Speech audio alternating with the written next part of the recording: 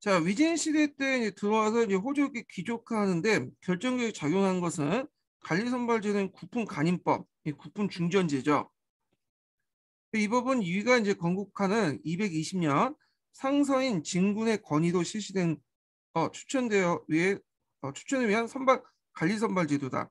그래서 그 서기 220년에 조조의 아들 조비가 후한의 성향에 의해서 이제 찬탈을 해로써 이 법을 실시한 동기는 후한시대 간직 등용이나 외척 등용의 외척이나 한간에 의해서 극도로 물려냈기 때문에 이를 바로 잡은 데 있었다. 그리하여 무능한 후한 관리를 도태시키고 새 정부의 출범과 함께 지방에 숨어있는 유능한 인재를 추천에 의해서 선발되는데 이 제도 근본 절식이 있었다. 그래서 여기에서 이제 그 관련돼서 목적이 나오죠. 국품관리법 목적.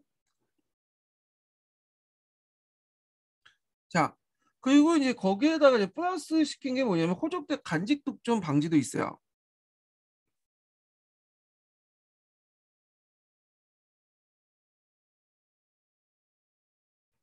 자, 국품관리법은 서기 220년 수나라 개항 연간에 폐지되어 과거제도 바꿀 때까지 400년 동안의 그 간의 관리 임용의 중심이 되어 위진남북조 시대 귀족제와 밀접한 관계를 갖고 있다. 그 내용을 보면 그래서 여기에서 이제 여기까지가 이제 관련된 내용이 쭉 나와요.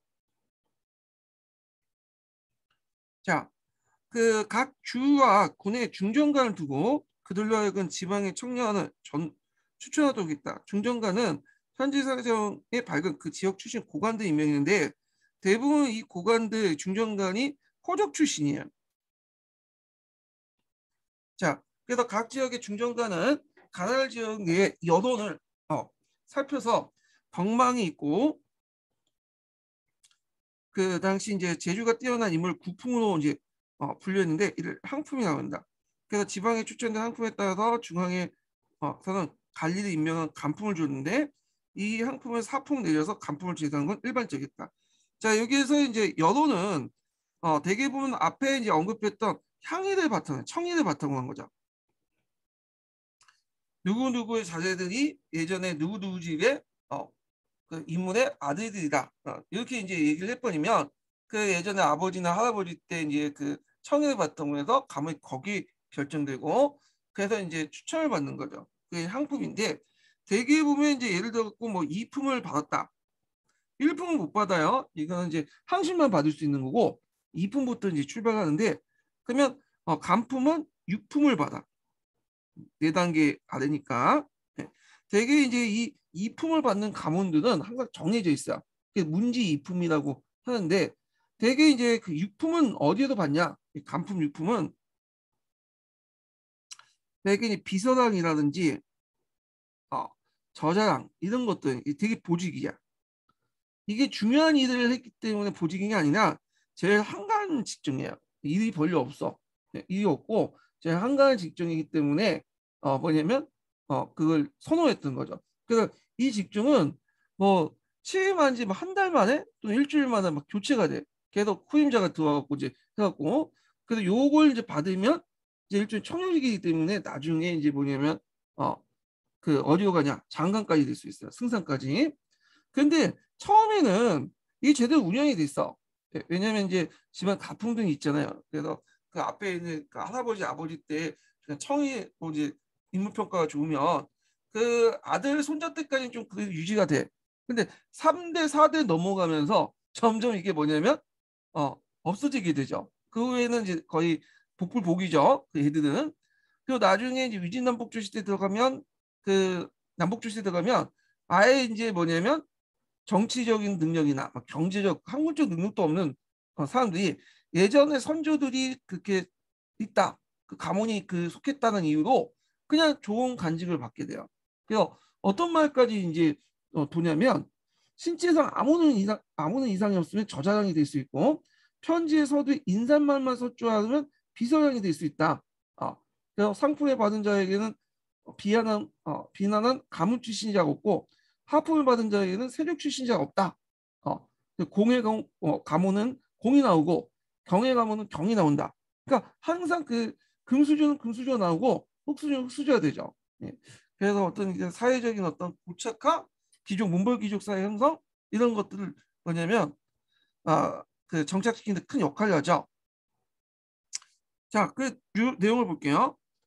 자, 이 법의 정신은 학령에 따라서 덕망과 제주 경면 인물 추천으로서 선방한 곳으로 그 취지가 훌륭했다. 그러나 당시 이미 사회는 호적 세력이 지방의 연원을 좌우하고 있었기 때문에 자유 호적의 자재가 상품에 추천되고 고위 간직에 독점하는 결과를 가져게 되었다. 예. 자, 특히 위나라의 권신 사마이가 중앙 정권을 장악하면서 궁중전에 상부기관으로서 주의 대중조를 설치하기 때문에 군중조의 역할이 축소되었다. 자, 그래서 이제 여기 뭐 중앙이 있으면 여기 지방이 있죠. 그게 이제 위에 군이 있고 주가 있잖아요. 그래서 이게 중정관이 있으면 여기 또 중정관을 설치했어.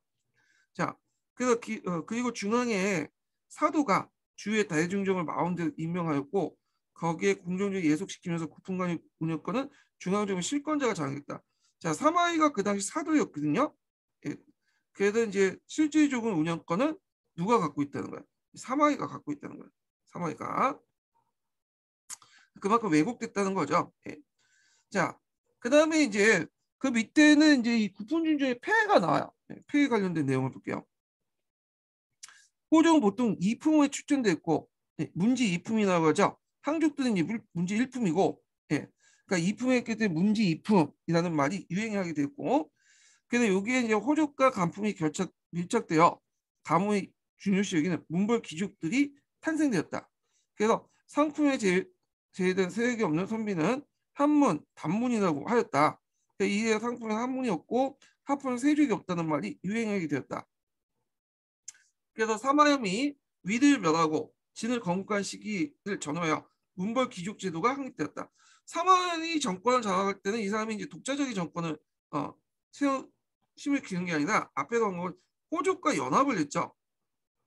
그러다 보니까 이 국품 간입법은 호족들 자제들이 등용하는 코스였다 이렇게 보시면 돼요. 자, 국품 간입법은 진대에 걸쳐서 남조와 북조에서도 약간의 변화가 있었으나 그대로 이제 종속되었고 위진남북조 시대 귀족 제도의 형성에 크게 작용되었다. 자, 국품 간입법은 항촌에 뿌리를 두고 있는 호족이 그들의 가문을 배경으로 하여 간직을 독점한 것을 의미한다. 따라서 국품관입법은 국가가 간직을 주는 것이 아니라 국가는 다만 호족이 정한 항품에 따라서 추천된 호족 자재의 간품을 승인하는 데 불과하다. 그래서 위진남북조 시대의 종족이 국품관입법을 간직 독점과 귀족을 촉진시키면서 시대에는 남북조 시대 줄기차게 발전할 수 있는 사회적 배경이 여기 있었다. 근데 여기에도 좀 약간 이건 남조와 관련된 내용이고요. 북조는 다르죠. 북조는 앞에서 언급한 것처럼 북이 때 홍우제 하나 정책의 일환으로 실시한 거잖아요. 예. 그래서 이제 일종의 국가가 주도를 해갖고 기존 그 가문을 격을 정하고 그리고 그 격을 확고하기 위해서 뭐냐면 없었던 그 당시 이제 국분 중정제를 도입을 해서 이식해서 한 거잖아. 국가 중심의 어떤 그 체제에서 했죠. 근데 여기는 국가 중심이 아니라 호적 중심 또는 문벌귀족 중심의 어떤 체제에서 자연스럽게 국분감입법을 만들었다. 이게 좀 차이가 있어요. 예, 이거는 남조와 관련된 내용이에요. 자, 그 다음에 이제 간품제 도입 같은데 보면, 자, 국분관입법과 함께 이제 그 밀접한 관계를 맺고 있는 건 위나 출시 시행 간품제였다. 한때까지 이제 관리 고하를 정하는 것은 간품이 없었다. 관리의 등급은 그들이 받은 복록의 고하에 따라 상하의 질석제였다. 예컨대 최고 관련 상공은 질만석, 그 다음에 장군 이하는 2천석, 1천석 이런 식으로 해서 질구가 높아질수록 줄어들면서 최하 100석이 었다. 그러나 국분관입법에 의해서 새로 도입된 이 재평세의 원인이 간품이었다. 최고 간직은 1품에서 최하 9품으로 구분되는 것은 중국 간직에서 커다란 변화였고 중국 관료 조직에 큰 영향을 주게 되었다. 이렇게 있죠. 자, 그 다음에 남조의 귀족사회를 볼게요. 자, 남조의 귀족사회는 앞에서 제가 좀 정치할 때 좀 얘기를 했거든요. 그래서 이거 좀 세부적으로 본다고 보시면 될 것 같아요. 그래서 남조의 귀족사의 특징에서 이제 얘기할 때 잠깐 이제 본 게 요거 좀 볼게요. 요걸 좀 설명하고 보겠습니다.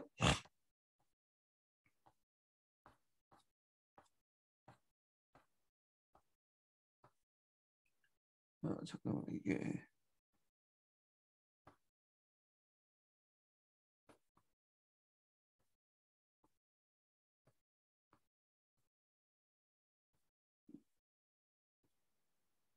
초가 여기 있네요. 예. 자, 일단 이는 이제 특징이 뭐냐면 그 사회적인 어떤 건의에서 만들어진 그 사회예요. 남조 같은 경우에는 그래서 그 국가 권력의 개입을 배제한 채 사회적 건의에서 만들어진 사회죠. 자, 그래서 이제 여기 보시면 이게 이제 서진 시대 때 종문제에서 발전됐다고요. 그래서 이것이 맞는데 여기까지는 뭐 그냥 있구나 하고 넘어가시면 될 것 같고, 자, 여기에서 이제 동진시대부터 남조까지 이제 내용을 보면 앞에서 이제 동진시대 때는 일단 사와 서가 구분이 명확했어. 이거는 국가 권력에 의해서 만들어진 게 아니에요. 이건 별도로 뭐냐면 사회적인 어떤 건의, 그러니까 위진 남북조 시대부터 쭉 내려왔던 삼국 시대부터 내렸던 청이 집단의 어떤 유래를 통해서 만들어진 거죠. 예. 그래서 이제 여기 보시면 자 일단은 사회에 속하는 가문이 어떤 가문이냐? 이 조도 귀족들이야. 얘네들이 이제 세족이라고 해요. 그래서 대개 구품관리법에서 상품 역할을 받죠. 상품을 부과했고 그 다음에 여기 밑에 이제 북내 귀족 안에서 또 만두 귀족과 그 다음에 남방 귀족도 있어. 그리고 이제 얘네들이 서가 되는 거야. 서가 불가. 그래서 얘네들은 상품을 받지 못하고 하품 정도 받아요. 그렇지만 정치, 행정, 군사 실권자의 역할을 하죠. 실권을 갖고 있어요. 이 사람들이. 그리고 이제 그 밑에 있는 계층들 보면 상급 선민층이 있어요. 그 서민 계층도 있을 거 아니에요. 얘네들 일반. 그래서 이 서민 계층 중 일부는 상급 서민 일부는 서계층이 이제 포함이 되죠. 자기 노력에 따라서 하급 서민층도 있고 이렇게 구성이 돼 있어요. 그래서 이렇게 이제 있고 그 다음에 이제 북방의 일반민들, 또 이제 사모문이나 따로 이제 남방의 일반 평민들과 좀 구분이 돼요. 예. 자, 그래서 이는 그 학론과 청의를 바탕으로 한 종문제를 바탕으로 해서 동진시대 때 남조시대 이런 그 권력 구조가 사회 구조가 이제 형성이 됐다. 그래서 이제 사회적 신분과 정치적 신분이 항상 일치되지 않고 따로따로 놓았다. 예, 그러니까 사회적 신분은 사서적, 그리고 여기에서는 그 정치적 신분은 간민이 되는 거야. 예, 리민. 사회적 신분인 사서와 정치적 신분인 리민이 별개로 운영이 됐고요. 사회적 신분은 정치적 신분인 민이라도 사회적 신분은 사일 수도 있어요. 왜냐면 자기가 간직이 취임하지 않으면 네 관리에 포함되어 있지 않고 민으로 남을 수 있잖아요. 그렇지만 사회적 신분으로서는 사가 계속 존재하고 있었다. 네, 이렇게 보시면 돼요. 그래서 사회적 신분은 뭘 갖고 있죠? 권위를 갖고 있고요. 그래서 그 정치 신분 권력을 갖고 있죠. 권위와 권력이 뭐냐면 분리됐던 시기야. 그래서 이런 그 권위와 권력이 분리됐던 그 신분 구조가 수당 때까지 초기까지 남아 있었어요. 당나라 초기 때까지. 그렇지만 이제 당나라에서 이제 뒤에 얘기했지만 간이 우위 정책을 이제 펴면서 이제 권위와 권력이 합쳐지게 되죠. 그래서 정치적 신분으로 사회적 신분이 통합이 돼요. 예. 그래서 이제 이런 과정인데, 자, 하여튼 이런 특징을 갖고 있었던 것이 위진남북조 시대 때 신분제, 특히 남조의 신분제도다. 이렇게 보시면 돼요. 사회적 신분과 정치적 신분이 분리돼서 권력과 권위가 분리됐던 그런 시기였다. 이렇게 보시면 되고요. 자, 그러면 이 당시 이제 그 사라고 불렸던 사람들은 어떤 특징을 갖고 있냐? 이 사람은 사회적 우월성을 가지고 있어요. 이거는 황제조차도 건들 수 없어. 이는 그 사회적 어떤 우월성과 지위는. 그래서 이들의 특권은 이제 볼 수 있는 게 동자와 상지를 거부해요. 동자는 같이 앉는 것도 거부해. 다른 신분과 같이 앉는 것도 거부하고 서로 알고 지내는 것도 거부해. 자, 이런 것들은 그 귀족의 배타적 계층 의식을 표현하고 있죠. 그 다음에 신분적 내용제. 그러니까 자기들끼리 결혼해요. 그래서 사회적 우월성을 폐쇄적 독점을 하기 위해서 족보도 편찬하고 같은 사족이라는 그냥 유라는 개념도 형성이 되고요. 물론 그 예외적으로 가끔씩 이제 그 못 사는 사족들도 있어요. 얘네들은 권위는 있지만 권력이 없죠. 또 경제적으로 이제 뭐냐면 대토지 소유자도 있지만 대단히 못 사는 사람도 있어요. 이 사족 안에. 왜냐하면 이 사족 중에 대부분 국내 귀족이기 때문에 나중에 이제 그 자기 고향으로 돌아갈 걸 생각해서 그게 토지에 별로 관심 없고 식리 활동에 간섭 없이 관심 없이 그냥 사는 그 집안들이 계속 내려다 보니까 집안에 못 사는 사람들이 생기게 되잖아요. 이런 사람들이 이제 먹고 살려고 좀 잘 사는 집안들, 서집안 중에 하급 귀족 중에 좀 잘 사는 사람들이 많거든요. 그 사람들과 이제 그 사람들 딸을 보내요. 그런 식으로 해갖고 혼인을 시켜. 그러면 그 혼인하는 순간 그 사하 계층 안에서 얘네들 왕따가 되는 거야. 욕을 얻어먹고 감히 나쁜 피를 섞인다. 순수한 피해. 뭐 이런 논리겠죠. 자, 그래서 이제 이런 그들만의 어떤 따로 배타적인 어떤 그 체제가 형성됐다. 이렇게 좀 기억을 해두시면 될 것 같아요. 자, 그러면 관련된 내용들을 한번 읽어보죠. 자, 4세기 초에도 5세기 하복지 진주는 중국 천하의 정치와 사회 질서를 근본적으로 재편하는 결과를 가져왔다. 자, 이러한 변화는 오호가 진주나 하복에서 더욱 심화했고 강남에 내려간 피난 왕조를 수입한 동진과 그 후에 남조 정권에서 진행되었다. 그런데 이 시대의 사회 질서의 재편성에 나타난 가장 특징적인 형상은 남조와 북조와 같이 귀족사회가 발전됐다는 것이다. 그래서 동진시대 지배층은 북으로 내려온 북방귀족층과 강남 초창의 호족초로 구분되었다. 교성과 오성이라고 하죠. 당시 하북지방의 오후의 수준에 들어가자 북방의 호족, 관료, 지식인민, 그 농민들 일족의 유적자를 중심으로 집단을 형성하고 강남에 대거 이주하였다. 자, 이들은 강남에 내려올 때 일종의 피난민 집단이죠. 그래서 세력은 보잘것이 없었다. 그러나 이는 하북지방의 선진 문화를 소유하고 있는 선진 지식계층이었고 그 위에 북에서 남으로 내려오는 과정에서 피난민을 규합하여 무장을 하면서 점차 강력한 무력 집단이 변모되었다. 동진 왕족도 이들의 기반으로 수입되었기 때문에 동진치하에서는 북에서 내려온 북방 귀족은 특권과 혜택을 누리면서 주요 간직을 독점했다. 그 위에 강대한 토지를 소유하고 상택을 이제 점유하면서 각지의 유민을 정객과 노비로 사용하면서 귀족 사회가 발전할 수 있었다. 근데 모든 그 북방 귀족들이 다 대토지를 소유한 건 아니에요. 이들은 나는 이제 뭐냐면 일부고 상당수 세력들은 대토지 토지를 소유하지 않았어. 예전에 자기가 잃었던 고토에 그 집안의 대대손손 이제 토지도 있을 거 아니에요. 어차피 이제 자기가 생전이나 아들 때 돌아갈 걸 생각했기 때문에 토지 소유를 하지 않았어요. 예. 그러다 보니까 이제 나중에 경제력이 몰락한 사람들이 많이 나타나요. 예. 요 부분은 이제 어디 나왔냐면 서양사 강자에 나와있어. 서양사 강자. 자, 서양사 강자한다. 예. 강자 중국사에 나왔죠. 예. 제가 앞에 서양사 강자 좀 얘기한 것 같은데 강자 중국사예요. 서양사 강자를 입에 이렇게 달고 살았기 때문에 한동안 강의하면서 그 갑자기 이제 헛나온 것 같아. 강자 중국사에 있는 내용이에요. 강자 중국사. 그래서 자세히 아시면 강자 중국사까지 읽으시면 괜찮을 것 같은데 여기 뭐 시험 문제 기출문제 잘 안 나오는 부분이니까 그냥 동계만 보고 그냥 넘어가세요. 예. 자, 하여튼 계속 읽어볼게요. 한편 강남 지방의 세력을 가지고 있었던 토착의 명족이나 호족은 동진의 피남 정권에 대해서 별로 환영하지는 않았다. 그래서 처음엔 환영했지만 나중에 막 차별하니까 그 뭐냐면 어쩔 수 없이 이제 그 받아들인 거죠. 그러나 하북의 이민족 지배하에 놓이게 되자 어쩔 수 없이 합력할 수 없었죠.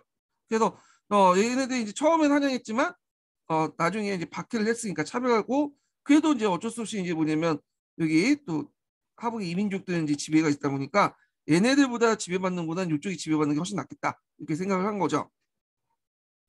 또 하북에 들어온 오후의 강남침이 국도로 들어있기 때문에 오후 정권보다 같은 한민족이 세운 동진 정권의 협조에는 불가피했다.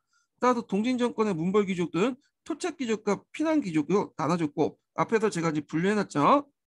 얘네들 안에서도 이제 이렇게 나눠졌고 또 북내 귀족에서도 먼저 내용자가 우대했다. 조도 귀족이죠. 자, 이것이 간직과 가문의 차별로 연결되어 문벌의 상하 구분이 되면서 육조 귀족제의 특징을 할 수 있는 귀족제 내의 계층 구분이 발생의 원인이 되었다. 그러나 동진 정권이 100여 년이 지나면서 북방인들이 남방 정책 진행되고 남방의 토착 귀족도 피난 귀족에 대한 반감이 줄어서 점차 강하게 진출하여 귀족화되었다. 자, 남조 일대를 통해서 북방인의 토착 귀족에 대한 정치적 우월감을 변함이 없었고 토착 귀족 또한 북방인에 대한 가문의 우월성을 버리지 못했다.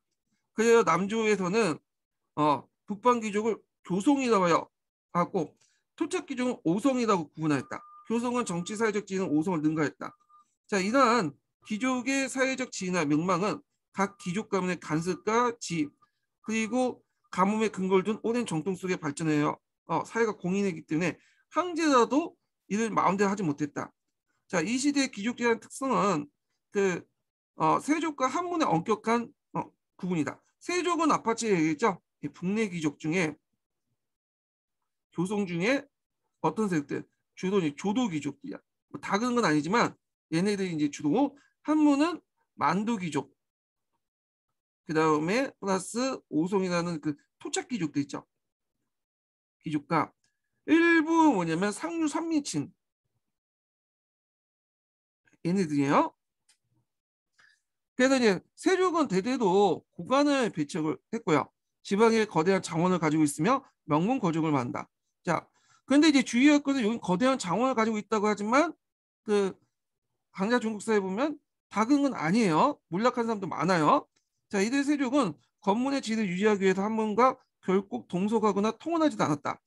자, 한편 한문은 가문이 없고 문본이 낮기 때문에 비록 고관은 올라갈 수 없어 사회적 세족과 동등을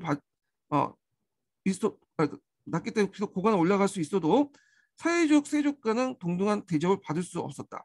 그런데 이제 고관에 진출한 세족은 정사를 속행일로 천시하고 때문에 직접 정사를 처리하지 않고 하급 속관에 임하고 자신이 단지 고관이나 허명만 가시하면서 여전히 문리 정치에 발달하지 못했다. 특히 세종의 관심사는 오직 문학과 예술, 세속에 벗어난 고상한 첨담을 즐기는 데 있었다. 자, 그래서 이제 남북조 시대 때는 이런 분위기 때문에 시문과 예술이 발달되고 첨단이 유행되는 어떤 사회적 분위기가 널리 유행되었다. 자, 그다음 북조의 귀족사회 호환 체제를 볼게요. 자, 북조 같은 경우에 남조와 달리 이제 같이 살았죠. 오랑캐 이민족들과 함께. 자, 그러면서 이제 그 내용들을 볼게요. 자, 5월 16국이 낙립하는 시대에 하복을 그대로 남아있던 한인 호족들은 일족과 친치 그리고 유민들 교합을 성책을 삼고 자위수단을 강구하고는 때로는 안전한 지역을 찾아 이주하기도 했다. 자, 하복 지역의 한인 귀족도 이날 호족 집단을 배경으로 하여 서서히 문벌 귀족가 됐다. 자, 그래서 이제 이때는 문벌 귀족들은 상벌 귀족들, 상동 귀족들 얘기야. 대표적인 상동 귀족들이죠. 얘네들이. 그런데 이제 하북의 문벌 귀족은 남주와 그 성격이 다였다. 그것은 5, 16국이 북쪽 정권을 수립했던 북방 호족이기 때문이다. 자, 남방 항해 선비들은 하위 세상을 바탕 이민족 국가의 바탕으로 이민족 국가에 갈려 나가는 걸 극단적으로 기피했다. 그러므로 이제 5, 16국 시대나 북이 초기 때는 북쪽 귀족제의 성립은 남조처럼 반드시 간이와 긴밀한 관계가 있는 것이 아니었다. 자, 5, 16국이 통일된 북위의 사회구조는 정복민 선비족과 피종의 한족으로 양분됐다. 선비족은 점차 정치 군사권을 장악했고 강대한 토지를 소유하면서 선비족의 특권 기족을 방문했다. 그래서 원래 선비족은 그 유목민족이기 때문에 토지에 대한 집착이 없었어요. 근데 얘네들이 이제 정치학 생활을 하고 좀 하나 되기 시작하면서 그 중국 문화에 접하되면서 강대한 토지도 이제 가지게 되죠. 예. 시대가 지나 북위가 하북을 통일하는 과정에서 선비족은 한인 호족들의 협력을 필요로 했으며 한인 농민들 사역하여 전례가 황폐화된 하북 지방의 농업 생산을 향상시킬 수 있었다. 자, 여기에서 정복자의 선비족과 한인 호족과의 긴밀한 관계가 성립되었다. 그런데 16국이 북위 정권의 한인 호족들은 남조의 귀족과 근본적으로 다른 민족의식을 가지고 있었다. 그들은 오후의 전략을 하북에서 건지면서 수소, 시무로 이들 극복하였다는 하는 강한 자부심과 함께 정통의 하위 사상을 바탕 강한 중화의식도 그대로 유지하고 있었다.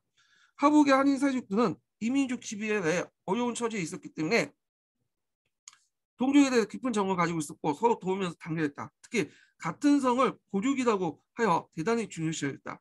자, 그러면 하북 그 세족 등 종족 조직은 점차 대구족하여 많을수록 수천 가서 한 곳에 집단 마을 형성되어 생활하는 곳이 많았다. 이걸 이제 뭐라고 하냐면 후한 말기 때부터 형성되기 시작 촌이나 오예요. 특히 촌은 당나라 때 지방 말단 단이었어요. 그 예전에 한나라 때 니였잖아요. 근데 당나라 때 향총사의 그 단위가 촌으로 바뀌어요. 이 촌으로. 자, 하여튼 북위 정권 이와 같은 이제 한인 세력을 하북 통일의 후원자를 이용하면서 한인의 우월성이나 선비적으로 멸시하는 자세에 대해서 정복자의 우월감을 가지고 이를 용납하지 못했다. 그래서 따라서 북위 정권에는 호환 귀족 체제 타협과 갈등이 반복되어 전개되는데 대표적인 이런 한족과 이런 선비족의 갈등이 국사 피살 사건으로 나타났죠. 예전에 앞에 언급을 했죠. 국사 피살 사건은 중화의식의 어떤 반발 그런 측면도 있지만 앞에서 언급한 것처럼 그 뭐냐면 선비족들이 뭘 가지고 있기 때문에 토지를 많이 가지게 하면서 그런 게 시작한 것도 있어요. 그러면서 한인 귀족들이 가지고 충돌하게 되죠. 예. 이런 것들이 포출된 것이 국사 피살 사건이죠. 그래서 이제 한족과 이제 선비족과의 어떤 토지 귀족, 토지 쟁탈전 관련된 내용은 그 동양사 그 기초 지식이라는 책이 있어요. 거기 좀 나와 있더라고요. 자, 그래서 이제 그 이 사건에 발달된 최후의 일족은 상동지방 문벌귀족으로 이 최후도 꼭 기억을 해두셔야죠. 이 사람은 태무지에 딱 붙어가지고 옆에 있었던 참모고 그 다음에 도교의 국교와의 큰 이바지했던 사람이에요. 자, 일족은 상동지방의 문벌귀족으로 그 조상은 오와 여러 정권 한인관료의 학관 지위를 유지하면서 북위건국에 참여 명족이었다. 최후는 북위 초 3대에 거쳐 중용되었고 태무지의 하북통일의 최후의 계책에 심의가 컸다. 자, 태무지에는 하북 지역의 한인 사족을 대거 기용했고 여기에 최후가 추천된 죄가 많았다. 북위 조정은 이민족 왕조의 성격을 벗고 마치 한인 관료 국가로 전환하는 모습을 보여주기도 하였다. 근데 최후가 이러한 조정내 한인 귀족 세력들 믿고 하이사사를 근거로 국사에 북위 조상대 불명한 명예훼손 사실 기록하고 이걸 비석에 새기면서 선비주의 분노를 사게 된 거야. 그래서 태무제는 최후를 비롯해 세시 일종 물론이고 그와 인척관계 있는 병양 노씨, 태원 각씨 등 하동 유씨 등 하북의 명문 귀족 128명을 주사했어요. 자, 이는 이걸 국사 피살 사건이라고 하죠. 자, 이는 한인 문벌 귀족에 대한 선비족 군주군의 우위성을 입증한 사건이다. 그러니까 이로써 이제 북위 정권 하에서 세력 있는 문벌 귀족이라 해도 군주권에 복종하지 않는 자는 용납하지 않는다는 군주권의 절대성을 확인했다. 예. 그래서 그 태아 피할 사건에 아니 국사 피할 사건에 어떤 의의를 이제 이렇게 영향을 관련된 내용을 얘기했죠. 자, 이 사건 이후 한인 귀족 5호에 대한 모욕적 태도를 바꾸지 않을 수가 없었으며 또한 백여너의 전란에 시달려왔던 하북 지방에 평화를 가져온 북위 정권을 이민족에 대해서 무조건 배척할 수 없는 형편이었다. 그래서 북주의 귀족제는 호물의 하나 정책으로 크게 발전했다.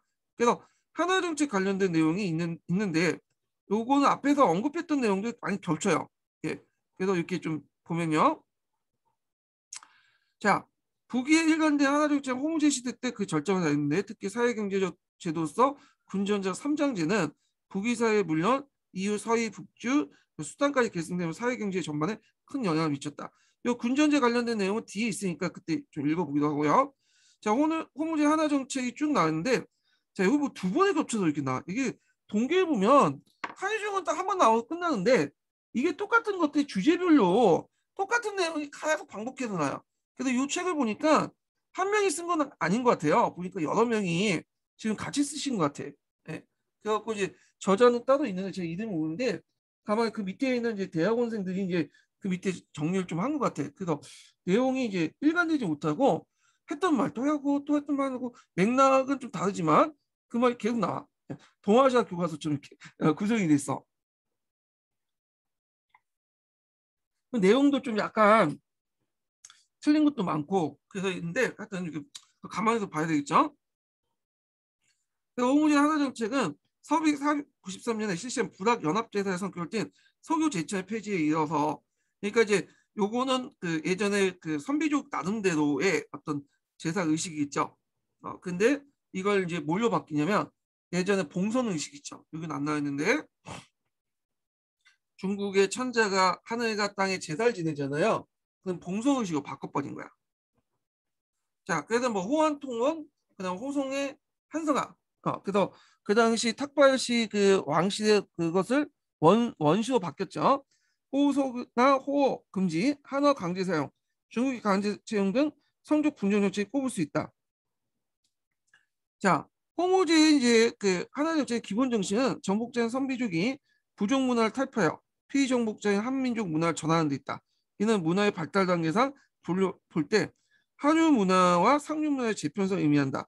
자, 후대 정복국간 요금 원청에 그대로 적용되어 문화 병영 현상이 병영 현상이라고 하겠다. 또 하나 정책은 에서는 북이도하여금 선비족 부족 국가적 성격을 탈피해서 진위 진을 뒤이는 계승한 중화의 천자를 군림하는 호환 체제 국가 성격을 확연히 내포하고 있다. 특히 호환 체제의 홍제의 성적 분열 정책에서 뚜렷이 나타나는데, 자, 요 내용은 앞에서 읽었으니까 이제 각자 읽어보세요. 여기는 읽어볼까요? 그냥 시간이 좀 남으니까 앞에서 제 설명한 부분은 그대로예요.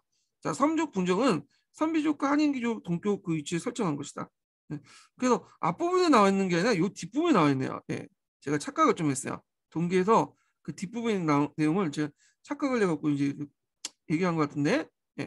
자, 즉 선비족과 예부족인 팔성 이렇게 있죠. 팔성은 북이건국에 큰 공이 있고 최고의 간접을 받은 유명 부족이고 그들은 한족의 명문 기준 사성과 동교로 취급돼서 사회적 지위를 일치시키고 낮은 간직이 임명되지 않는다는 것이다.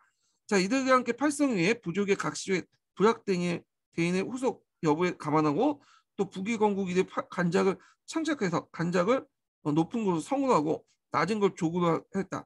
팔성은 대체 그들의 조상이 유력한 부락대인이 있고 탁발육의 대국시대 이래로 제국건설과 항제 옹립 등 부족시대의 지위와 제국시대의 홍보가 합쳐진 자를 포함하였다. 자, 이와 같은 이제 호모제의 상족 분족 정책은 국가 권력을 가지고 선비족의 유목사회를 중국식 문벌제도 접목시켜 홍원 일원을 깨달으려고 했던 것이다. 자, 목적이죠. 성족 분족 정책의 목적이 나와요. 자, 이와 같은 이 제도는 선비족 상층의 지배자를 하층에 분리시킨 결과 그 선비족 자체 분열과 약할 초래했다. 그 방면에 항제권을 강화시키는 큰 효과도 있었다. 자, 그리고 이제 홍제 이전에 동우제 등극 연간에 선비족을 해산하고 종래 부족자의 장하고는 불황민대 지배권을 박탈하면서 그래서 항제권 강화 조치와 일맥상통하다. 이걸 이제 동우제 때 뭐라고 하죠? 분토 점거 정책이라고 하죠.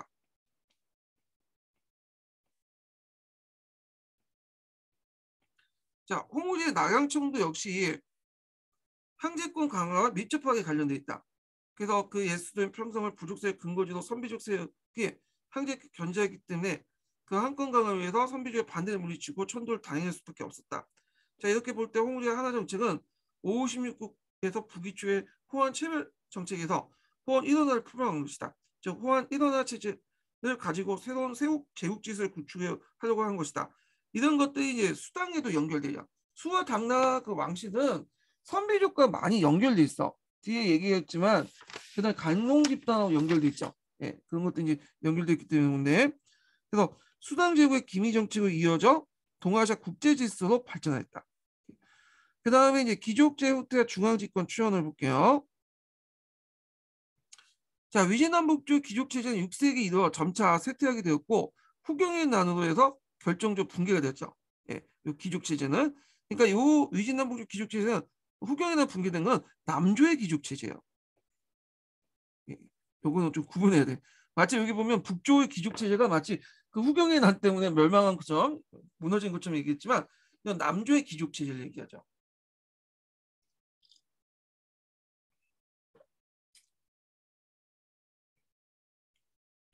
자, 여기 보면 귀족제 붕괴 원인은 북조에서 항제권 강화 중요한 작용이 있었으나 이에 못지않게 귀족 사회 자체도 모순성이 드러났다. 남북조 후기에 들어가면 귀족은 퇴폐적이고 항락사회 그러니까 국가 권력 기생 생활 전반으로 식망을 일으켰다. 근데 요 관련된 내용들이 쭉 나와 있는데 이건 대부분 남조와 관련된 내용이에요. 예.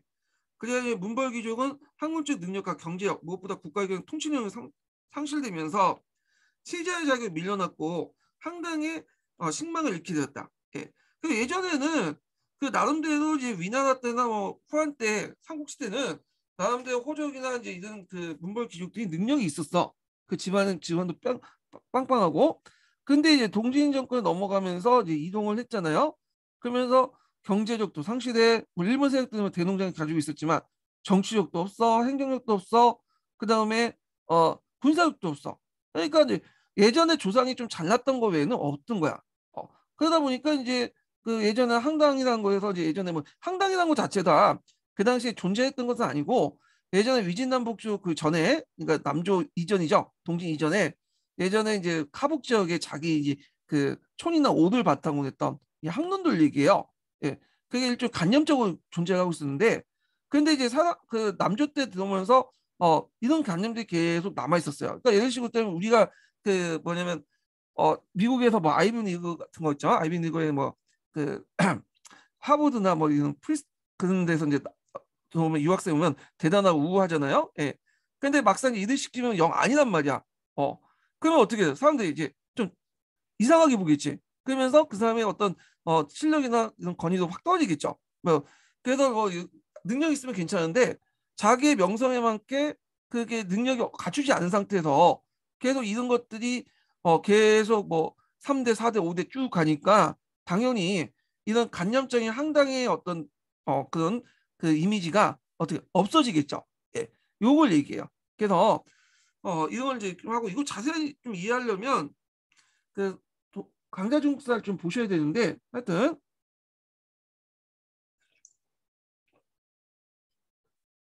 자 이에 반대는 위진남북주의의 사인으로서 문벌 귀족 세력들 이제 그 사이면서도 문벌 귀족 세력 눌려 기대 피지 못했던 한문 출신들이 개인 능력을 바탕으로 국가 권력을 확립하면서 그 세력을 키워나가기 시작했다. 그러니까 남조 세계 왕조의 창업군주는 다 문벌 귀족이 아니라 이 한문 출신의 무장으로서 국가 권력이 유능한 한문 출신의 인재를 통해 정문을 맡기고 귀족 관료들 소외시켰죠. 이에 따라 종래 귀족 관료들은 왕조에 기생하면서 다만 복록을 받은 자로 전락한 반면 한문의 지위를 받은 황제권은 귀족 세력 떨쳐버려 중앙집권반으로 나갔다. 그래서 그 당시 양의 무제가 9분간에서 18간 반제로 이제 바꾸고 한문세력을 발달 학교 5간을 설치해서 개인의 능력에 따라 이제 뽑는 것이 좋은 일이다. 그래서 이 양무제는 아까 얘기한 것처럼 뭐냐면 전 시간에 얘기한 것처럼 귀족 세력을 우대하는 정책도 같이 했죠. 네, 또 한편으로는 그 당시 이렇게 한문 세력들을 발달해 왕권을 강화시키는 그런 정책도 같이 했다. 이렇게 보시면 돼요. 한편 북조에서는 율령을 기반으로 체제가 정비를 이뤘고 국품을 다시 정종, 상하로 세분하여 그다음에 관료의 구조를 윤회와 유계로 구분하여 문벌 귀족체에 전환시킨 정비를 했다. 그래서 이 국품을 이제 뭐냐면 또 여기로 나누죠. 두 개도. 298이 18품을 나눴다고 보시면 돼요. 그리고 요것도 이제 유내고요. 그다음에 그 밖에 간직이 있어요. 유해직이라고 해서. 예. 그래서 이제 이렇게 구분했는데 윤회직은 보통 통상적 간이라고 하고요. 그다음 유해직은 그 간품에 들어가 있지만 않지만 실무적인 역할은 니라고 하죠. 예. 윤회직과 유해직을 이렇게 구분했는데 자 이런 구분법이 여기서 끝나는 게 아니라 후에 이제 그 당나라 수당하고 연결돼. 예. 수당으로 이제 해갖고 더 종교화되고 그죠? 그리고 우리나라도 건너오게 되죠. 그래서 홍무제에 의해서 선조 궁정 정책이 단행된 것도 문벌 귀족의 등급을 황제가 개입해서 정리했다는 걸 뜻한다. 홍무제가 정한 한인의 사성은 당말의 상동 사성으로 하락하면서 당의 문벌 귀족 문벌을 대표하는 거 봐. 수당 귀족제 골고 이미 북위에서 나타났다고 볼 것이다. 자, 이걸 좀 설명을 좀 이해하려면 이런 게 있어요. 그 당시 당나라가 이제 그 이전에 되게 귀족은 세 개 분류로 나눌 수 있어요. 하나는 상동 귀족이고요. 자, 그리고 또 하나는 그 앞에 남조의 귀족이죠. 그 다음에 또 하나는 강농 집단이에요. 그래서 당나라가 처음에 이제 수당이 등장할 때 처음에 귀족 집단은 실권은 강론 집단이 갖고 있었어요. 얘는 이제 권력을 바탕으로 한 거죠. 간을 바탕으로 한 거고, 그리고 강론 집단이 이제 뭐 북주다든지 그다음에 수다든지 당나라를 창건한 건국 공신 집단이잖아요.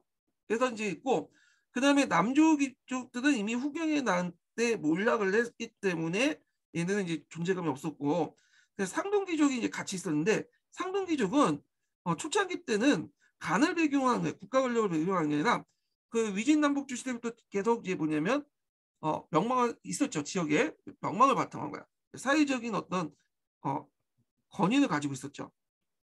자, 그래서 이제 당나라 들어와서 이제 상동귀족과 간롱 집단이 막 그 뭐냐면 대결하죠. 이걸 자, 근데 결국엔 누가 승리했어요? 추천무후가 등장하면서 이 강농 집단을 대거 수청하면서 가거제를 통해서 이 상동귀족들을 대거 등용을 했잖아요.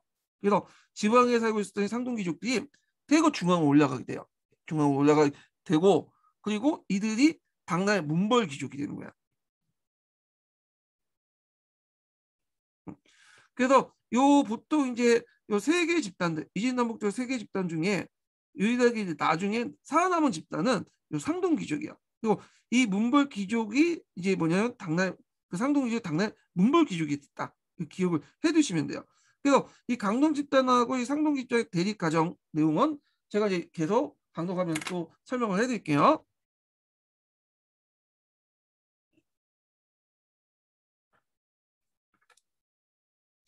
자, 그래서 북주에 대한 현량을 바탕하기 위해 실시한 한제 중용 정책은 문벌 간직 독점을 억제하는 것이었다. 따라서 남북조 시기에 오면 지방 군권적 귀족 체제는 서서히 그 힘을 상실하게 되고, 이에 의해서 중앙 집권적 한계체제가 그 힘을 발휘하기 시작했다. 자, 이러한 경향은 북조에 더욱 뚜렷하게 됐다. 북조는 하북을 통일한 이후 북제에서 나온 순화가 남북조를 통일한 배경도 이와 같은 귀족제 붕괴 과정에서 신속한 황제권 강화를 못하는 중앙집권적 부국강병주의가 북주 수당의 중권을 이어진 강력하게 추진했기 때문에.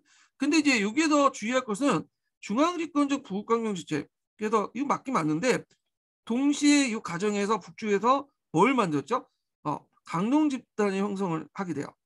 그 얘네들이 나중에 대북귀족으로 해서 귀족화되죠. 예. 그래서 중앙집권을 약화시키는 수단들에 들어와서는 그런 역할도 동시에 해요. 예. 자, 그래서 이제 두 가지 양면이 같이 진행했다. 중앙집권적 측면과 그다음에 관료 집단들이 형성되는, 또 강농 집단이 형성되는 그런 과정이 동시에 나타났다. 물론 강농 집단을 만들 당시가 이제 중앙집권 일환으로 만들었지만 이것이 이제 일종의 황제권을 나중에 당나라 때는 견제하는 역할을 하게 되죠. 이런 것도 같이 기억을 해주시면 될 것 같아요. 자, 그 다음에 이제 위진남북주시대 간제 특성을 이제 볼게요. 자, 위진남북주시대 간제 특성인데 요거는 이제 특징이 전반적으로 보면 그 당시 이제 그 위진남북조 시대 때 간제는 종조의 진한데 상공체제죠. 근데 수당 때도 3부 6주 체제 가도기적 형상이 있어요. 그래서 이 당시 이제 그 중소화, 문화, 이런 등등 그 간직들이 그 뭐냐면 점점 힘을 얻게 돼. 그래서 내조에서 외조화되기 시작했고, 이 외조가 이제 수당 시대 때 삼성 육부제로 바뀌게 되었다. 이렇게 이제 기억을 해두시면 될 것 같아요. 자, 그러면 한번 쭉 읽어볼게요. 자, 지난 시대 때 중앙간제는 정치를 맡은 승상과 군사를 맡은 태위, 그리고 감찰기가 어사대부가 상공의 중축 기관이 되어 이들 병행해서 국영이 주요 실무를 담당했다. 그러나 위진남북조 시대에 들어오면서 삼성, 그러니까 상서, 중서, 문화성이 주요 행정기관이 되었고, 다음에 오는 수당시대 때 삼성 육부제는 예비적 단계에 이뤘다. 삼성은 원래는 이제 그 국영 가운데 소부의 말단 속간이었고요. 그리고 또 내조 기관이었죠. 그 전 한 무제 때 천자의 독재를 위해서 보조 기관으로 상서가 실권을 갖고 궁극의 대사를 장악하면서 상공의 권한을 빼앗게 되었다. 자, 의진남북조 시대 상서성은 이러한 한대 상서성이 발전된 곳으로 그것이 소부경에서 완전히 독립된 것은 삼국시대 때 위나라에 비롯되어 서진에 이어지고 남북조 수탄까지 계속되었다. 근데 위나라의 중소성이 설치되자 그 당시 이제 상서의 권한이 점차 중수로 옮겨지고 상서는 단순히 왕명이나 간청의 사무를 진행하는 행정사무기관을 변모하게 됐다. 자, 문화성도 한때 소국의 속간이었던 시중이었던 항구시장에서 그 기원하며 위진남북주의 독립기관으로 발전되었고요. 그래서 이제 위진남북주 시대 때 귀족들은 중앙에 요지인 상서성과 중서성의 고위직을 독점하고 고위 관직의 인사권을 차지했다. 특히 중서성의 장관 영과 그 아래 사인, 신양은 정책 수립을 참여했고 문화성의 장관 시중은 황제 조치과 주요 법률의 심사 거부권, 그러니까 이제 그 봉박권이라고 하죠. 여기 방적권이라고 되어 있는데 하여튼 그걸 장악함으로써 황제 독재 체제 억제하고 귀족 체제 구축하기 이뤘다.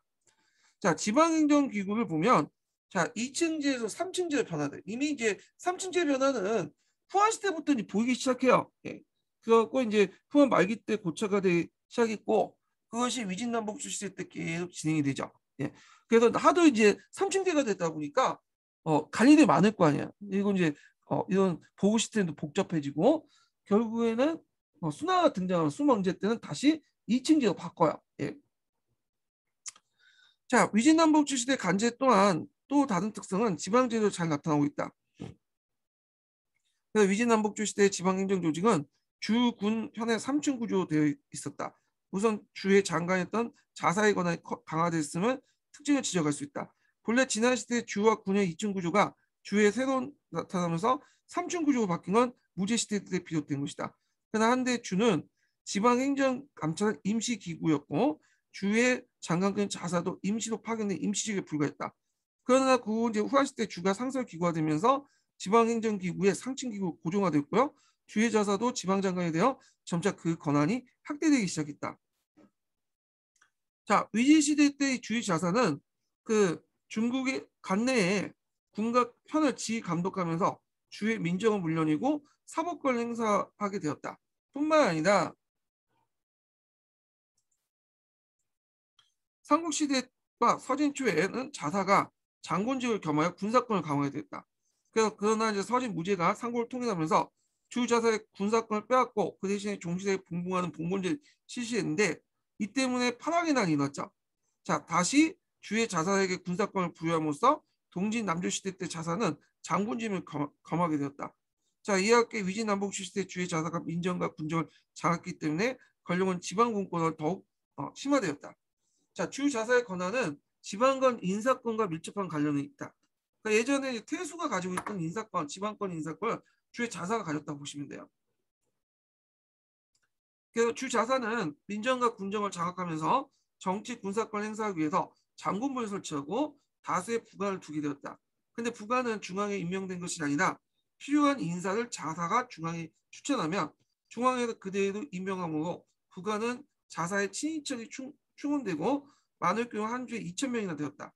이에 자사의 부관은 군의 태수와 형령을 독점하고 군관연의 속관까지 마음대로 임명했다. 그래서 이제 이런 구조죠.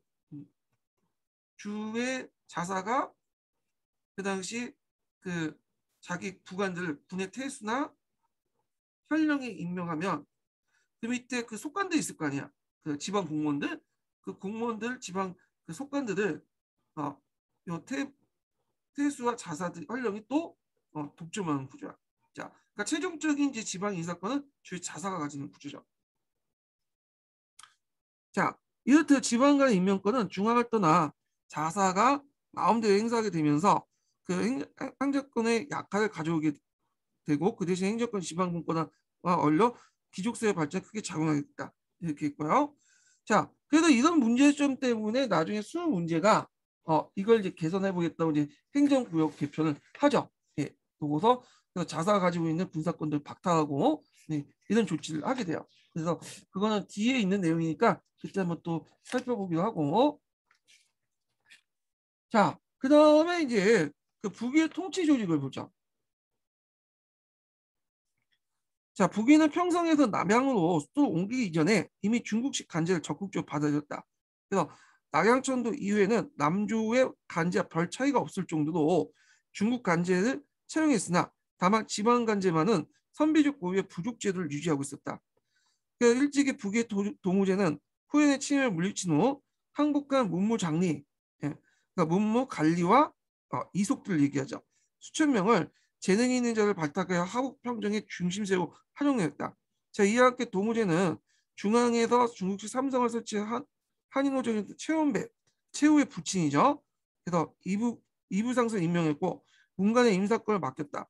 그런데 북위 정부는 문간과 무간의 인사제는 이중체제를 나누어 문간은 선비족 탁발부족을 기용하고 문간은 그 한인을 주로 등용했다.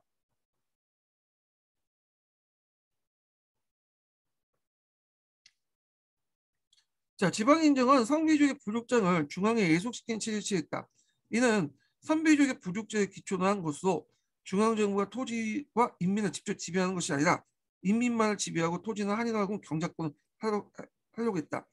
그러나 한인 호족들은 토지를 먼저 점유하고 토지를 통해 인민을 토지에 예속시킨 방법을 취했으므로 인민만을 지배하는 북위 왕조보다 토지 인민을 함께한 한인 호족 세력들이 사회 경제 열심히 막강했다.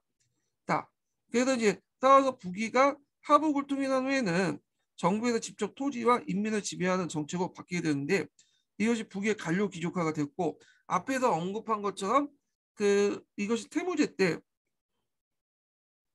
국사 피라 사건의 원인이 또 돼요. 배경이 되죠. 그래서 이런 그것들에서 이제 선비족 귀족도 토지를 중요시하면서 기존의 한인 호족들과 싸우게 되죠. 예, 이게 폭발된 것이 국사 피라 사건이다. 이렇게 보시면 돼요. 자, 그리고 이제 북위의 군전제 3장제를 볼게요. 이 부분은 좀 중요하죠. 이건 당나라와 이제 연결된 부분인데, 이게 이제 군전제가 만들어지고, 이게 북제, 북주, 수나라, 당나라까지 계속이 되죠. 그래서 이제 요거 이제 보기 전에 이 군전제 관련된 내용이 어디에 많이 적히냐 강대중국사에 되게 많아요. 강대중국사에. 거기 보시면 뭐 각가지 이론도 있고 뭐 배경도 나오고 있는데 우리가 굳이 그것까지 알 필요 없을 것 같아. 다만 교과서에서 약간 한의중이나 뭐 동계 정도 내용을 보시면 될 것 같은데 자 일단은 요거 보기 전에 일단 제가 이제 심화 규제를 가지고 좀 설명하고 나서 좀 볼게요. 예.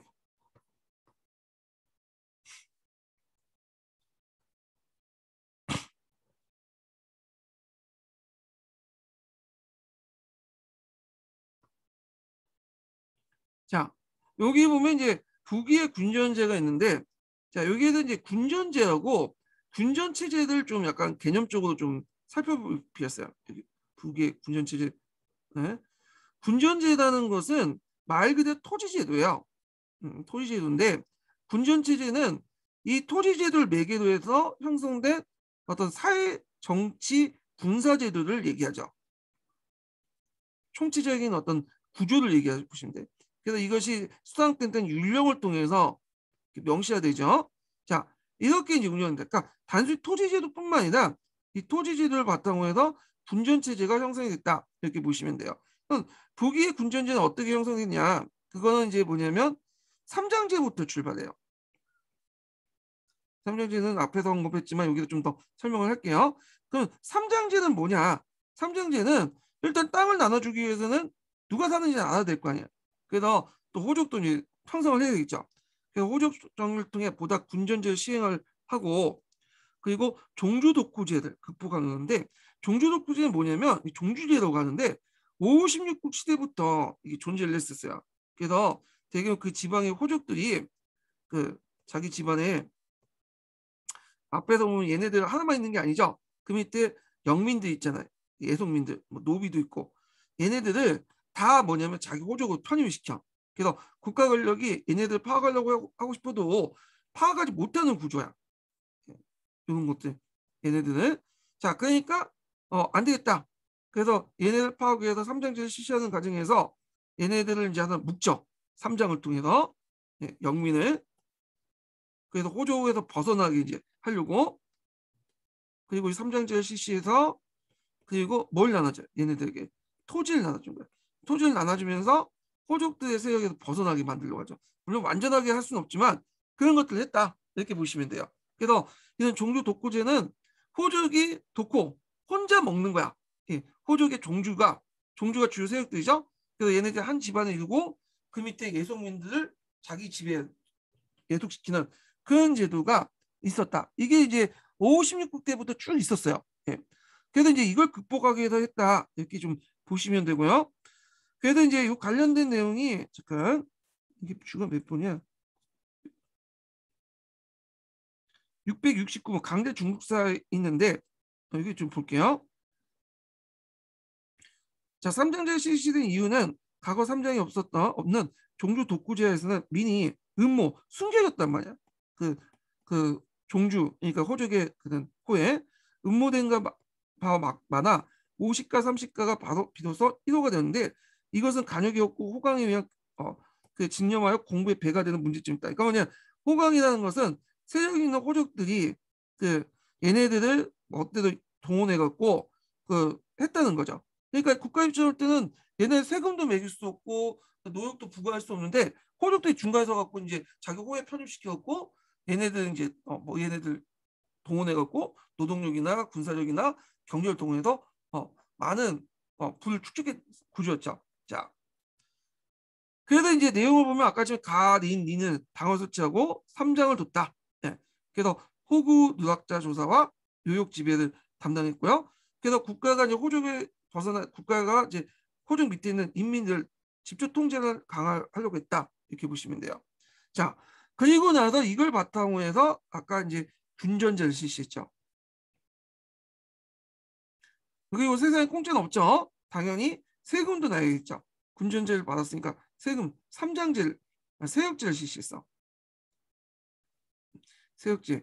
원래 세역제라는 말은 그 당시 실시한 그 뭐냐 제도의 명칭은 아니에요. 근데 이제 그 진서에 이제 세역을 부과했다 그 내용이 있어요. 근데 별다른 호칭이 없기 때문에 그냥 여기는 세역제로 할게요. 예. 이걸 따지는 분도 있더라고. 그래서 세역제는 그 당시에 뭐냐면 실시한 제도의 명칭이 아니었다. 예. 근데 그것도 뭐가 울려? 그러면 뭔가 있어야 될 거냐? 그러니까 이제 그냥 세역제를 할게요. 그냥. 예.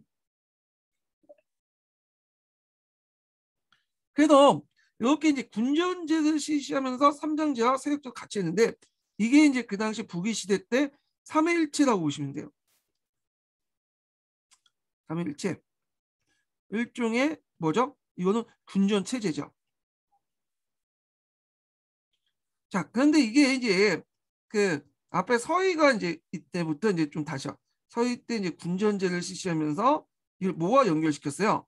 예, 이걸 군사제도와 연결됐죠. 부병제와 연결됐죠. 그리고 조용조를 거뒀어. 그래서 이게 이제 뭐냐면 삼위일체가 되는 거죠.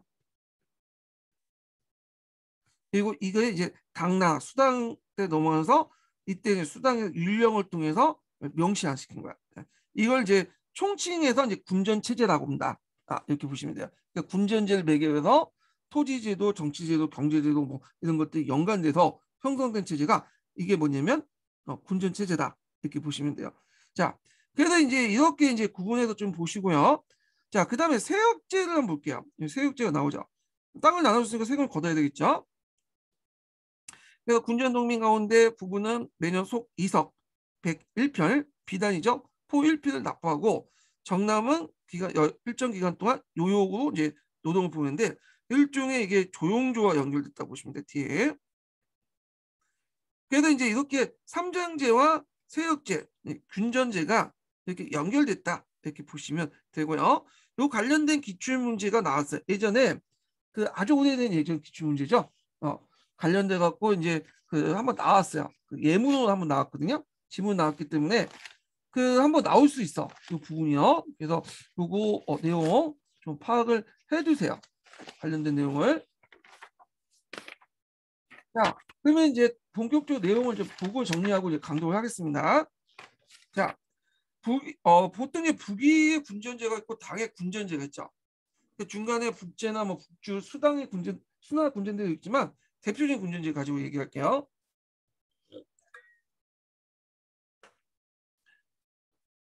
자, 원래는 이제 그 목적은 그 공통적 호족대 대토제 소유 금지야. 예. 뭐 통제라고 보시면 돼요. 예, 이렇게 소유 자체는 금지지만 실제 통제였고 국가 재정 기반을 확립하고 항모지에 개선하고 농민생활 안정 등등의 목적이 있고 차이점은 뭐냐면 자 여기 보면 이제 성인 지급 대상이다. 성인 남녀 남녀와 소노비. 그러니까 소노비를 지급했다는 것은 이제 호족대 대토지 소유를 추인해줬다고 보시면 돼요. 다만 이제 대토지의 소유를 추인해주면서 그들의 이제 토지를 국가 권력이 파악해갖고 통제를 했다? 그런 의미에서 볼 수 있죠. 그래서 노동력을 기준으로 했다. 그리고 이제 뒤에 설명해 노전, 상전, 그 다음에 배전, 마전 이런 명목으로 이제 지급을 했죠. 그리고 이제 당해군전제는 성인 남자들만 지급했죠. 정남만. 그 영업전, 뭐 구군전, 단료전 이렇게 이제 했고. 그래서 이제 기준은 북의 군전제예요. 군부의 한수를 원칙했다. 토지를 이제 나눠주고 일정 시간 동안 사망하거나 일정 후에는 한수를 하죠. 그래서 이 국가에 의한 토지를 지배를 했다. 그러니까 사유를 인정하지 않고 토지 공유를 지향했다 이렇게 보시면 돼요. 근데 실제로 사유를 인정하지 않았다 해도 공유 지향했다도 사유제는 계속 존재를 해요. 포면적인 거예요. 포면적인 거. 예, 왕토 사상에 따라서 모든 그 토지는 왕의 토지다 라는 입장에서 뭐냐면 그 공유제화시키고 사유를 인정하지 않은 제도였지만 실제는 사유제는 계속 존재하고 있었다라는 걸 보시면 되고, 그리고 개구 수준에 따라 배분했다. 개구 수준이라는 건 그 뭐야 머리를 센다는 거예요. 개구는 입구자죠.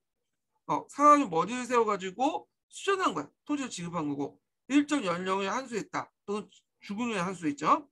그다음 노동력에 따라 지급을 했다. 이게 당나라 군주제가 차이죠. 그래서 노비와 농호를 기준으로 해서 귀족들이 유예했는데 포면적으로는 귀족들의 대토지 소유를 금지시키는 제한하는 것도 있겠지만 현실적으로 그렇지 못하죠. 그러다 보니까 이제 통제하는 방식으로 나간 거야. 예, 통제하는 방식으로.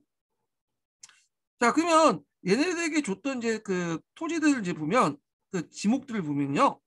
노전이 있고 상전이 있어요. 노전, 상전. 자, 그 다음에 이제 이거는 작물 재배했다, 분류했다는 설이 있는데 이 노전과 상전을 왜 보면 자, 이 첫 번째 설을 보면 그 단년생과 한수전, 상전은 단년생과 불한수전 이렇게 돼 있어요. 예. 그래갖고 이제 그 노전은 주로 이제 새로 작물했던 건 단년생이에요. 주로 밀이겠죠. 그리고 상전은 거기 보시면 뽕나무죠. 뽕나무니까 이제 뭐냐면 단연생이겠죠. 그러니까 노전 같은 경우에는 한수가 가능해. 1년 단위로 해갖고 한수가 가능한데 뽕나무는 한수가 할 수 없는 게 있어요. 왜냐면 지상권이라는 게 있죠. 왜냐면 여기 농작물이 있으면 이 농작물 땅 주인이 바뀌어도 여기 있는 농작물들은 그 농작물을 심은 사람이 것이잖아요. 그러니까 땅 주인하고 그 심는 농작물의 어떤 주인이 일치하지 않은 문제점이 생기잖아요. 그래서 상전은 어쩔 수 없이 불안수전을 이렇게 만들었다. 이렇게 보시면 될 것 같아요. 자, 그래도 이제 이렇게 재배 장면에 대한 분류설도 있고, 근데 토지 성질 차이에서 또 보는 사람도 있어요. 노전과 상전을. 왜냐하면 이제 상전 같은 경우에는 주위에 뽕나무를 심었기 때문에 상전이다. 왜냐하면 그 당시에는 이제 토지를 개간하고 자기 토지 소유지에게 소유를 정하면 요 토지를 자기 소유지를 명시하기 위해서 뽕나무를 심었다는 거야. 예. 그래서 이 토지는 내 거. 이렇게 이제 아무개 거 이런 식으로. 자, 그런데 이 상전이라는 것은 종전의 보유지를 소유권을 갖고 있는 보유권을 국가가 인정해 주는 거다. 이런 것들이죠. 그래서 추인해 준 거다. 이렇게 보고 있어. 그래서 이걸 따로 이제 얘네들은 급전이라 포기했다. 예. 그런데 이제 노전이라는 거는 이제 그 토지가 없는 백성들 있죠. 얘네들 항무지를 지급한 거야. 그래갖고 이제 노조는 크게 두 가지도 있어요. 정전과 배전으로 이렇게 구성이 됐거든요. 정전 있고 배전인데 이 노전이에요. 자, 그래갖고 정전은 이제 땅을 상경하는 토지죠. 경작하는 토지고 배전은 이제 일종의 후경지로 놔두는 거예요. 근데 그 당시 시골 발달하지 못했기 때문에 정전이 이제 계속 2, 3년 딱 농사를 지면 지질이 고갈될 거 아니에요. 그 땅을 묵혀. 그래서 배전으로 이렇게 했고 이게 이제 그러면 농사를 짓죠. 이게 전전이 되고 그럼 배전이 되겠죠. 그렇게 이제 구성이 됐고, 자, 이거는 이제 곡식 재배지로서 매매 세습이 불가능해요. 땅을 지급을 한 거니까 사후 반납을 하게 돼. 근데 문제는 요 당시 항전인데 원래 항무지 때는 처음에 그랬는데 문제는 이들이 이제 열심히 노력을 해갖고 숙전화 시켰어. 항무지를. 근데 갑자기 이제 기껏 노력했는데 땅을 빼서 다른 사람한테 준다? 당연히 사람들 어떻게 해요? 농사 안 짓겠죠. 그래서 이제 나중에 들면 노전이 이제 숙전화되니까 어떻게 되는 거야? 그냥 토지 인정해줘. 상전화. 그래서 나중에 이 많은 노전들이 상전화돼요.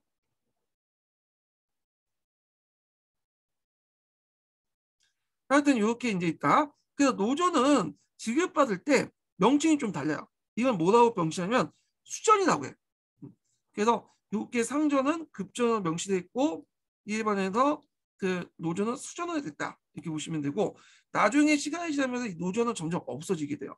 왜? 노조는 지급받고 숙전화되면서 상전화됐기 때문에. 예. 그래서 이제 이렇게 있고 그래서 시간이 지나면서 이 노조과 상전의 의미가 바뀌어지게 되는데 자, 노조과 상전은 다 사유지가 돼요. 아까 이제 노견이 상전화됐다고 했잖아요. 다만 의미상 상전은 국가에서 보장성이 좀 강한 도시고 강한 반면 노조는 한정적 성격이 있다. 예. 그래서 사유지라는 의미는 동의하지만 이제는 성격이 바뀌어요. 국가에서 보장성이 강한 반면에 노조는 한정적 성격이 강해서 약간 이제 사양에 따라서 국가에 한수할 수 있는 그러니까 일종의 뭐랄까 보유지 정도의 개념이 되는 거야. 이거는 노전 소유지 정도의 개념이 되고 그렇지만 처음에는 그런 식으로 분류가 됐다. 그래서 이렇게 재배 작물에 대한 분류와 그 다음에 정종의 토지 성질에 대한 차이가 이렇게 두 가지 위견이 있어요. 그런데 이제 학계에서는 대부분 요소를 따르고 있더라고요. 예, 다수설이요.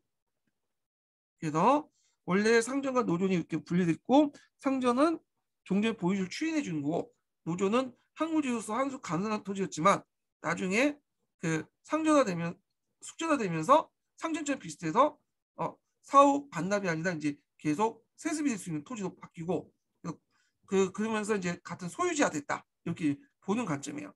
자, 그 외에도 마전을 지급했는데요. 자, 이 마전은 말을 생산하는 것이 말 왜냐하면 그 당시에 삼배를 이제 주로 입고 다녔기 때문에 귀족들이 제한 일반 평민들은 그래도 이제 마전을 지급한 거야. 삼배를 키우라고. 근데 이 두 가지에서 있어. 하나는 한수전이다. 아니면 그냥 구부유지를 그냥 마전의 이름으로 준 거다. 불한수전이다. 두 가지 의견이 있고요. 그리고 부인에게 지급을 했다. 왜냐면 부인이 주로 옷을 만들잖아요. 그리고 또 있고 노비도 급제했는데 아마 이게 그 당시 이제 귀족들의 토지를 인정하는 과정에서 그렇게 한 것 같아요. 하여튼 자 그래서 이제 있고 이런 식의 이제 지주 내용을 이제 좀 얘기를 했고요. 그 다음에 그 밑에 이제 북제도 있고 수도 있고 있는데 한번 읽어보세요. 그렇게 중요한 건 아니고 그 북제 때는 이제 그 영업전의 명칭이 좀 변경이 돼서 그 당시 노조의 숙전화되면서 그 당시 이제 그 점점 이제 뭐냐면 그 의미가 별로 없게 되죠. 그러면서 이 노조도 이제 숙전화됐다. 이거만 기억을 해두시고 당나라 때 노조는 구분전으로 개명됐다. 이 정도 기억을 해두시면 될 것 같아요. 자, 그러면 이제 한번 관련된 내용들을 보겠습니다. 자, 하기 전에 두 번째 인증번호 알려드릴게요. 두 번째 인증번호는 90번이에요. 두 번째 인증은 90번입니다.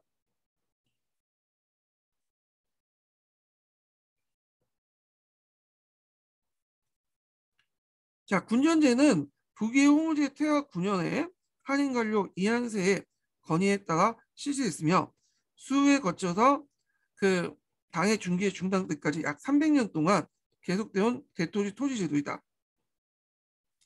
자, 군전제의 기본 정신은 토지의 공유와 군분을 원칙으로 하고 있고요. 그리고 그 기원은 여러 가지 설이 있지만 서주시대 정전제에 소속된다. 그 후에 한대 한전제와 삼국에 실시된 둔전제, 서진의 점정 가전제 등 토지제도에 나타나고 있는 공유와 구분 정식 그대로 이어오면서 북위의 군전제 완성됐다. 그런데 이제 토지 공유제 군전제가 이민족 왕조인 북위 시대에 성립된 것은 중국의 정통적인 왕토 사상을 바탕으로 한 거고 그 위에 선비족 사회에 내었던 토지 공유 사상을 가미한 거다. 요거 이제 좀 설명하면 이게 무슨 의미냐면 선비족이 원래는 유목민족이잖아요. 유목민족들이 잘하는 게 뭐예요? 남방에 쳐들어서 한족들의 물건을 약탈하는 거죠. 약탈물이 있을 거 아니야. 근데 약탈물을 어느 특정 집단이나 어떤 사람이 독식을 하면 당연히 분란이 일어날 수밖에 없겠죠. 그래서 약탈물을 이렇게 나눠주는 공유가 있었어. 이걸 좀 공유라고 볼 수, 좀 이상한데 이게 공유를 해줬어요. 약탈물 분배를 해줬단 말이야. 자, 근데 선비족이 나중에 이제 내려와서 농경화되잖아요. 그리고 그들도 이제 땅을 이제 가졌을 거 아니야. 당연히 약탈물 분배한 것처럼 토지도 어떻게 되겠어요? 누가 하는 사람이 독점하면 안 되겠죠. 그러니까 이걸 나눠줘. 이런 식으로. 그래서 이런 토지 공유 사상이 예전부터 선비족 사회에 있었던 거야. 이걸 얘기했던 거죠. 그래서 요게 배경이 됐던 이제 그 군전제도 어떤 이념적 배경은 되게 그 한족들이 가지고 있는 이런 정전제의 어떤 군분 사상과 선비족들이 예전부터 가지고 있었던 토지 공유 사상들이 같이 플러스됐다. 이렇게 보시면 돼요. 여기는 인연과 관련된 내용이죠. 균전제 인연과 관련된 내용이고요. 자, 그리고 요 밑에 내용이 있어요. 내용이 쭉 있고.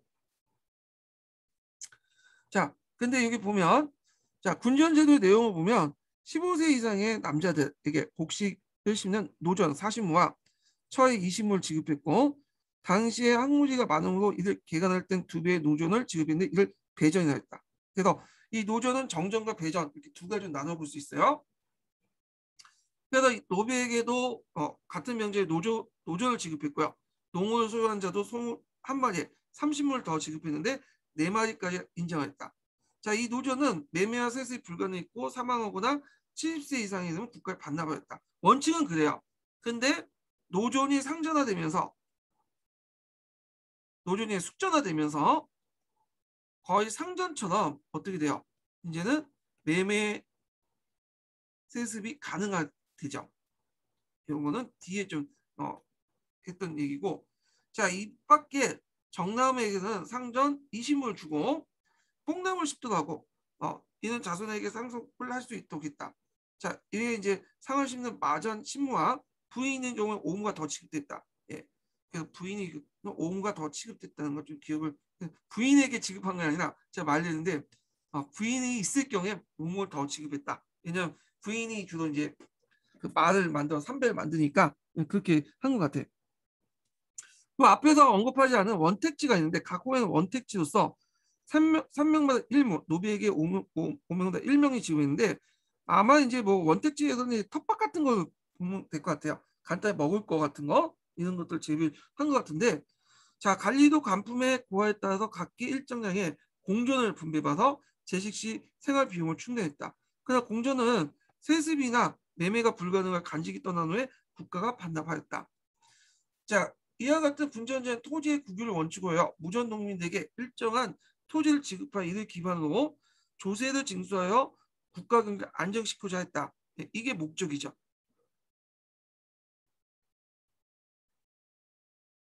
그런데 이제 한계도 있어요. 한계. 여기는 안 나왔지만 여기에서 원래 목적은 또 호족들의 토지를 뭐냐면 제한하는 것도 있죠. 네, 그렇지만 이 한계가 여기에도 나오는데, 자, 그러니까 노동력에 따라 토지가 지급됐기 때문에 노비와 노모들 소유한 호족들에게 더 많은 토지가 지급되는 모순도 지니고 있었다. 자, 이는 군전의 기본 정신에 어긋난 거지만 호족의 기득권을 인정할 수밖에 없는 불가피한 조치였다. 네, 그래서 원래의 목적은 호족들의 토지를 제한시키는 그런 목적이었지만 현실을 고려해야겠죠. 예. 자, 군전제 실시 후 국가가 토지와 인민의 지배가 확립되었고 농민의 생활은 안정되었으며 개간된 토지도 매년 증가되어 하북 지역 경제 발전에 기여한 바가 크다. 따라서 군전제는 그 선비적 유목 경제에서 농경 경제의 어떤 사회 경제적 전환을 제도적으로 마련된 역사의 의미가 있다.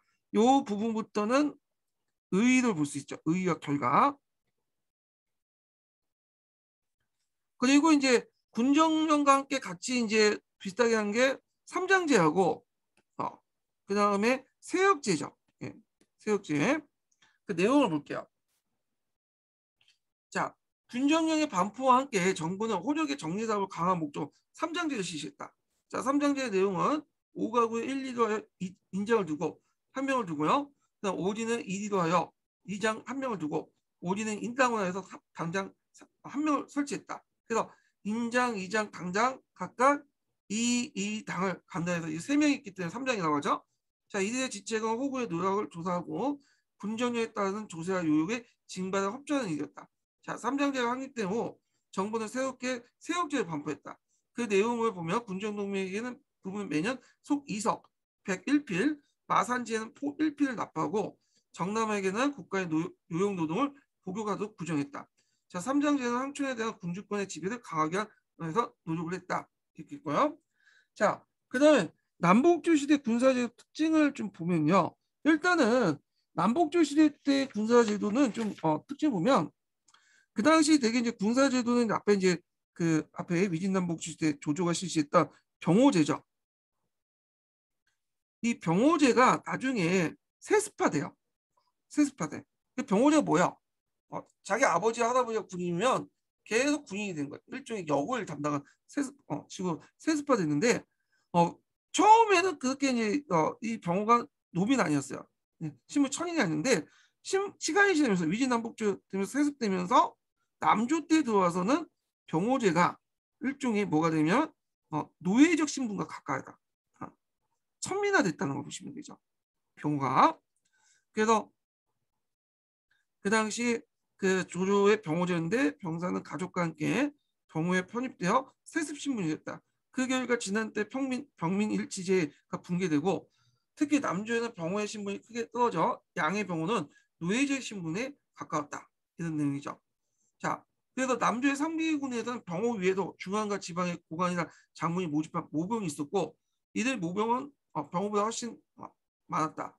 그래서 모병은 처음에는 간병이었으나 항제권이 약화했다 그들이 모집된 고관이나 장군의 사병을 편입됐기 때문에 가족과 함께 고관의 장군에게 예속된 예민을 전락했다.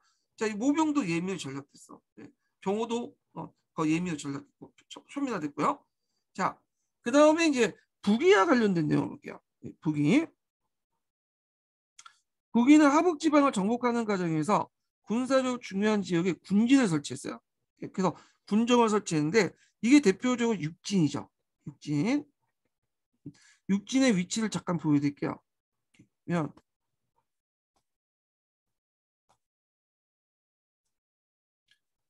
이게 아틀라스 중국사에 좀 나와 있더라고요.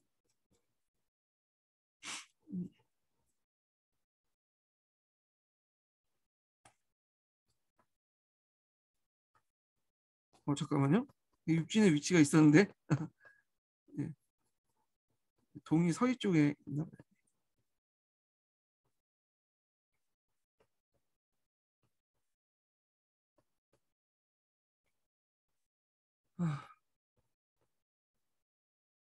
봐요. 제가 이거 지도를 예전에 실어놨는데 이거 빠졌네. 육진의 위치가 제가 아틀란스 중국사에서 발췌해갖고 실어놨는데 빠졌거든요. 그래서 그 아틀란스 중국사에 보면 그 육진의 위치가 있어요. 예, 그걸 참고해 보세요. 그냥 육진의 위치가 있는데 예. 그래서 이제 육진 같은 경우에는 되게 병방에 있거든요. 병방에 설치됐어. 자, 하여튼 그 군진에서는 선비족과 선비족 위에 북방민족을 배치하고 군대 근간 삼아 적진 그 공략과 정복 작전의 중임을 맡겼다. 자, 북위의 수도 평소에 강대한 중앙고를 배치하고 선비족을 군병을 이제 충원하겠다. 북위는 군진군과 중앙군 군사 근간을 이뤘고 선비족 성년 남자들은 모두 군인으로 충원됐기 때문에 북위의 군사력은 인적, 질적인 면에서 막강했다. 자, 그다음 홍우제 남양천도 이외에 선비족의 중앙군은 그대로 수도 낙양으로 이동하여 중앙군이 되었고 특히 북위가 하북 지역을 통일하면서 군진을 주로 개편했고 이에 따라 군진은 주군으로 개편됐고 이들이 진호 또는 병으로 하여 영구적인 병역 의무를 지게 되었다. 중앙군과 군진의 병호는 북위 초기에는 사회적 지위가 상당히 높았으나 평화가 이제 계속되고 선비사회가 하나 정책이 진행되면서 점차 천민화되면서 이 단계는 주군의 병호에도 비슷했다.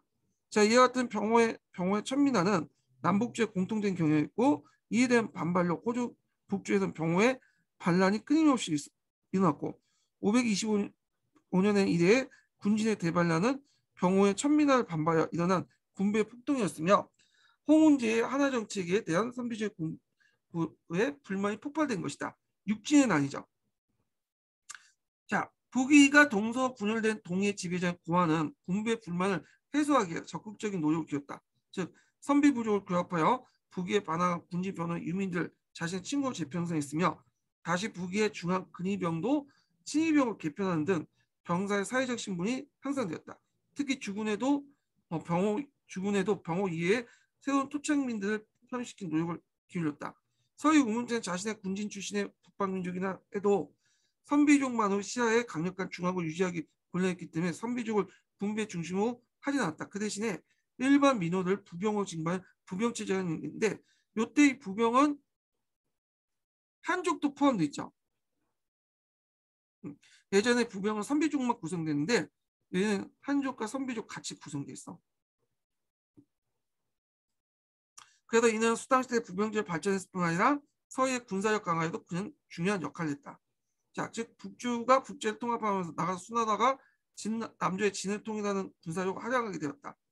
자, 의진남북주 시대 군사제도상의 중국된 사실은 이 시대가 병란이 심하고 사회가 혼란했으므로 군인의 사회적 신분이 상승되어 있으나 오히려 그와 정반대의 현상들이 일어남으로써 병로가 청민화됐다는 것이다. 자, 이는 남조의 귀족사회의 발전과 북조 특히 북위의 하나 정책이 병호의 사회적 신분의 저하를 중요시킨 중요한 원인으로 작용된다. 그래서 여기 배경이 나죠. 왜 그 당시 병호들이 천민화됐는가? 이 내용들이 돼 있죠. 병호의 배경, 천민화 배경이죠. 네, 이렇게 있고요. 그 다음에 이제 남북주 시대 때 문화 관련된 내용 보죠. 요거는 좀 쉬었다가 진행을 하겠습니다.